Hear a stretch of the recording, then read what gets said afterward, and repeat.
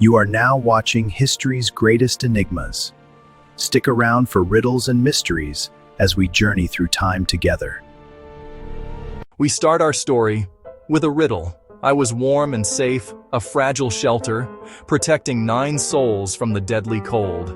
Yet in the dead of night, they tore me open from within, desperate to escape. What am I?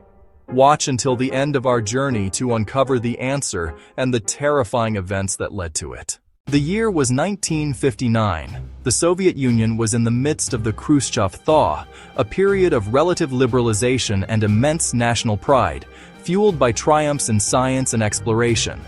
In this climate of ambition, in the industrial city of Sverdlovsk, a group of adventurers from the Ural Polytechnical Institute prepared for the ultimate challenge.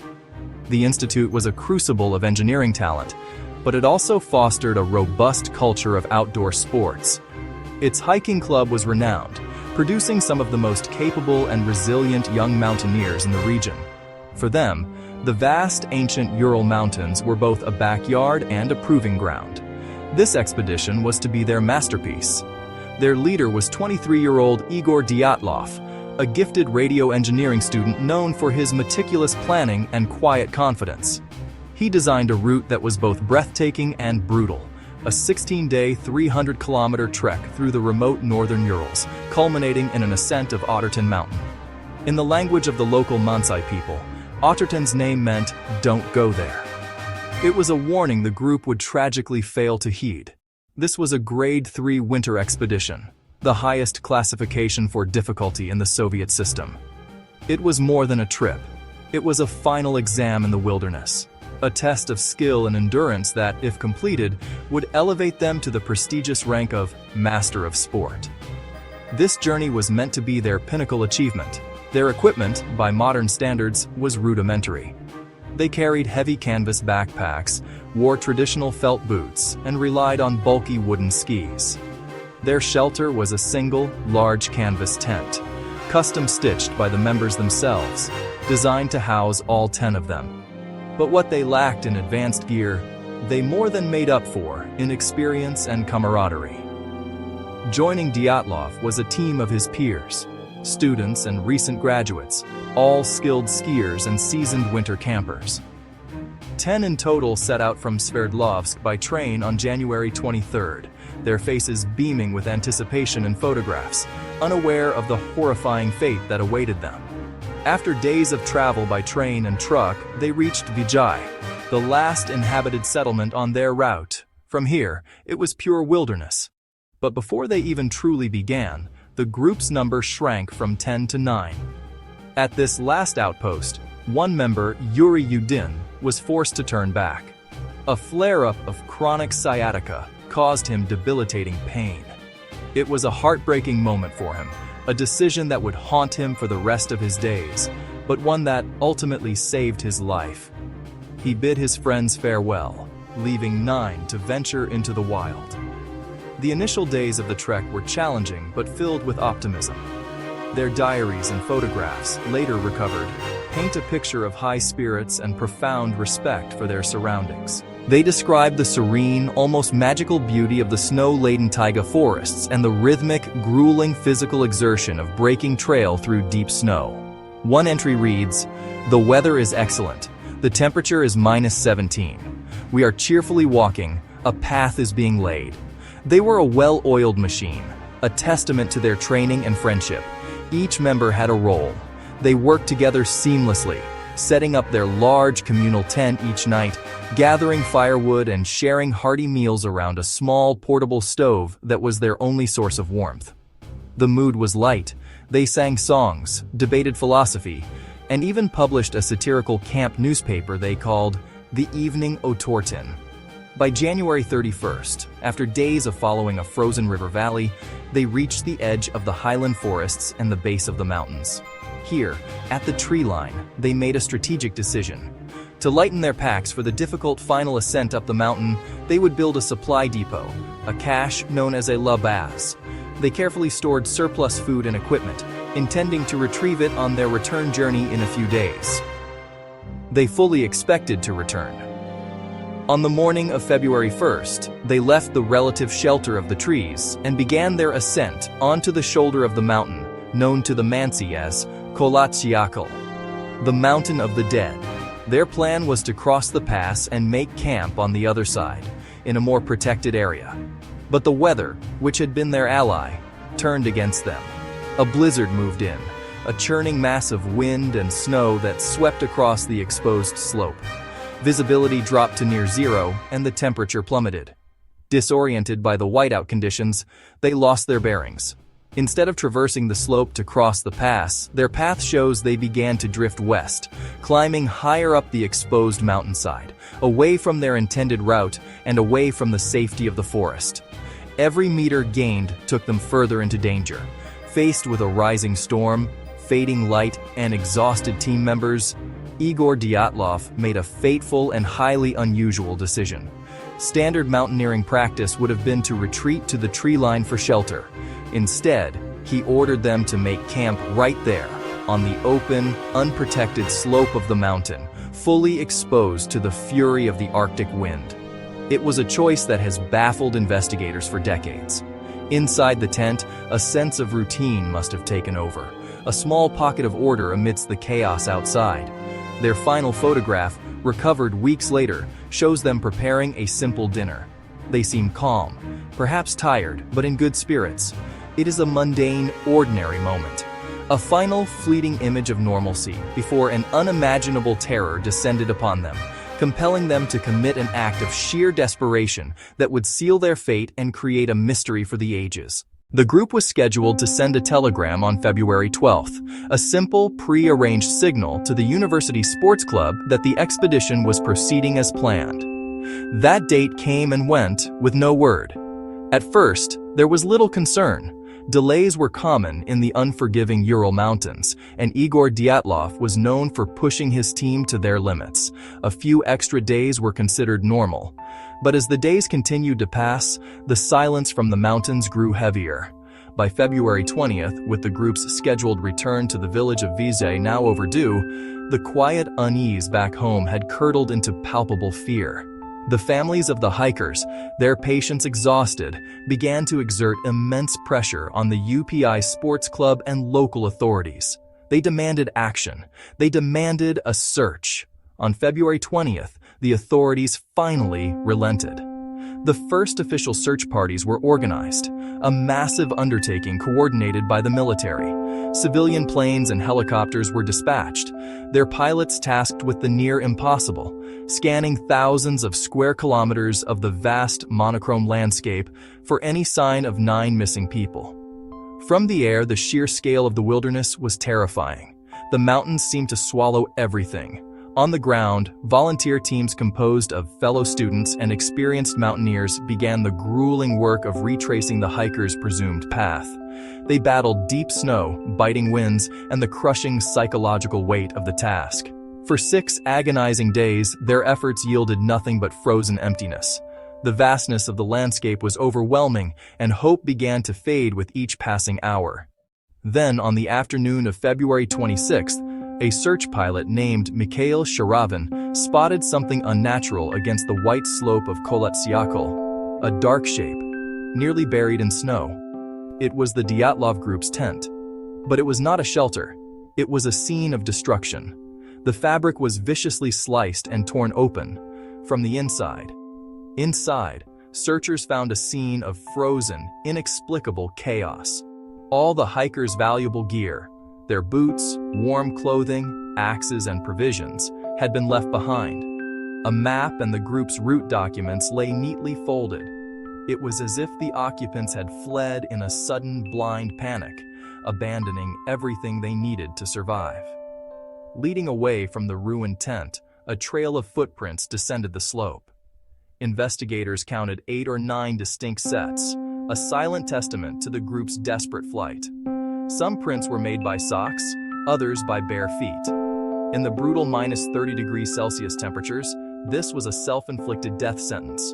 Whatever happened on that mountain terrified them so profoundly that they chose to face certain death in the cold over staying inside their only shelter. The first piece of the puzzle had been found, but it only deepened the mystery. The footprints led the searchers to the distant tree line. Under a giant, ancient Siberian cedar, they made their first horrific discovery: the remains of a small fire, and next to it, the bodies of Yuri Krivonyshenko and Yuri Doroshenko. They were stripped down to their underwear, with no shoes.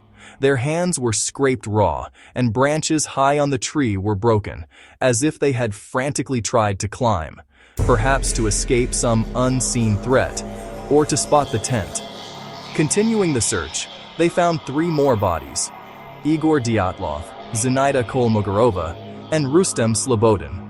Their positions suggested a desperate, failed attempt to return to the tent. For 2 long, agonizing months, the fate of the remaining 4 hikers, Lyudmila Dubinina, Semyon Zolotaryov, Nikolai Thibault-Brignol, and Alexander Kolevatov, was a complete mystery.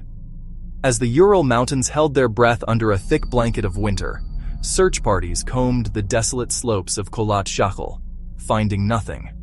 The silence was absolute. Hope dwindled with each passing day. It was only with the arrival of May and the slow, grudging retreat of the snow that the mountain began to give up its final, horrifying secrets. On May 4th, less than 100 meters from the cedar tree where their friends were found, a searcher's probe struck something soft beneath 4 meters of snow. They had discovered a makeshift den, dug deep into the wall of a ravine. Inside, lying on a bed of carefully laid spruce branches, were the bodies of the last 4 hikers. They had not given up. In a final, rational act of desperation, they had even used clothing cut from their already deceased friends in a valiant attempt to fend off the lethal cold. They had fought to survive, but something else had claimed them first. The autopsies conducted on these 4 bodies would pivot the investigation from a tragic accident into a deeply disturbing enigma. The medical examiner, Boris Vozrozdeny, documented injuries of a shocking and brutal nature. Nikolai Thibault-Brignol had suffered a catastrophic skull fracture. Lyudmila Dubinina and Semyon Zolotaryov had multiple, symmetrically fractured ribs. Vozrozdeny stated that the force required to inflict such damage was immense, comparable to the kinetic energy of a high-speed car crash or the shockwave from an explosion. This was not a force any human could exert. But here, the mystery deepened into the realm of the impossible. The most baffling part? There were almost no external injuries. No significant cuts, no bruises, no soft tissue damage corresponding to the massive internal trauma. It was as if they'd been squeezed by an immense, inhuman force that crushed their bones, but left no mark on the skin. How could a body be so violently broken from within, yet appear almost untouched on the outside? The horror didn't end there. The examiners made 2 more grotesque discoveries. Lyudmila Dubinina's tongue, hyoid bone, and parts of her mouth tissue were missing. Semyon Zolotaryov was missing his eyeballs.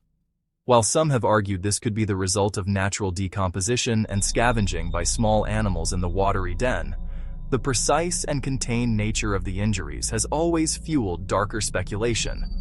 To compound the strangeness, forensic tests on some of their clothing revealed traces of radioactive contamination. The levels weren't lethal, but their presence was inexplicable. The case had moved from tragic to deeply strange, a puzzle with too many pieces that simply didn't fit. With all 9 hikers now accounted for, the Soviet authorities moved to close the book on the incident with bewildering speed. In late May 1959, just weeks after the final bodies were found, the investigation was abruptly terminated. The official cause of death was listed as a compelling natural force, which the hikers were unable to overcome. This vague, almost poetic explanation satisfied no one. It was a bureaucratic stonewall, a non-answer that served only to fuel a whirlwind of speculation that has continued for decades. What was this force? And why were the authorities so keen to close the case? The presence of radioactivity and the government's secrecy immediately pointed many towards a secret military weapons test. Was it a parachute mine test gone wrong, with the concussive blast causing the internal injuries? Or something more exotic? Another hiking group, located about 50 kilometers south, reported seeing strange orange spheres moving in the sky on the night of the incident. Even the lead investigator, Lev Ivanov, would later admit in a 1990 article that he was ordered by high-level regional officials to drop this line of questioning and classify the files. He personally believed these flying spheres were directly connected to the hikers' deaths. In recent years, modern science has revisited the case, attempting to find a rational, terrestrial explanation. In 2021, researchers from Switzerland published a sophisticated model that offered a plausible, if complex, scenario. They argued that the hikers had cut into the slope to set up their tent, destabilizing the snowpack above. Hours later, a combination of katabatic winds, dense, heavy air flowing down the slope, could have triggered a small, delayed slab avalanche. This wouldn't be a massive powder avalanche, but a dense, heavy block of hard snow. The model showed such a block could strike the hikers as they slept, causing the severe internal injuries without leaving significant external marks before coming to rest. This would explain the initial trauma and the panicked exit. Other theories point to a more insidious, invisible culprit: infrasound. This is low-frequency noise, below the range of human hearing, which can be generated by unique wind patterns interacting with topography, a phenomenon known as a Kármán vortex street. The specific shape of Kholat Syakhl could, under the right wind conditions, create a powerful infrasound field. Exposure to such intense, low-frequency vibrations is known to have bizarre physiological effects, including feelings of dread, anxiety, and intense, irrational panic.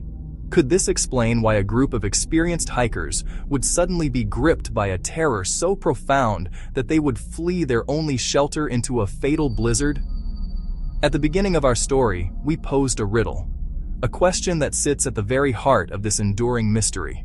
I was warm and safe, a canvas shield against a world of ice, protecting 9 souls. Yet in the dead of night, they tore me open from within, desperate to escape. What am I? A tent. The answer itself is simple, but the act it describes is the core of the paradox. The hikers slashed their own tent from the inside. This single, desperate act speaks volumes. It tells us that whatever they faced, they perceived the threat to be either inside the tent with them or so terrifyingly close that cutting their way out was the only option.